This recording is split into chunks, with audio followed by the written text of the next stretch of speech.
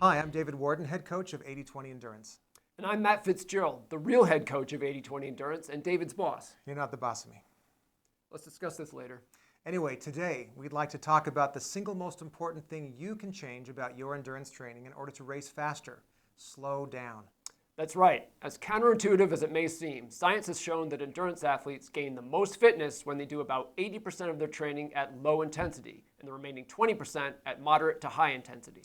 And that's exactly what the pros do in every endurance discipline, from running to rowing. But the typical recreational endurance athlete spends almost 50% of his or her weekly training time at moderate intensity, a problem we refer to as the moderate intensity rut.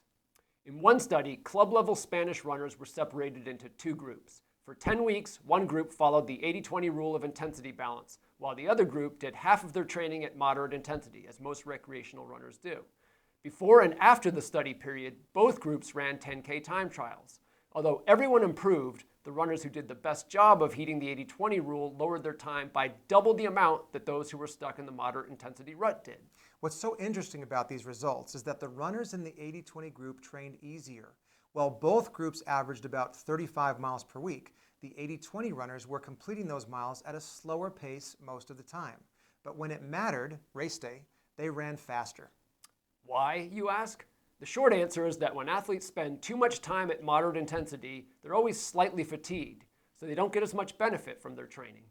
For the full answer and to learn how to achieve your own 80/20 breakthrough, check out our books, 80/20 Running and 80/20 Triathlon, and visit 8020endurance.com.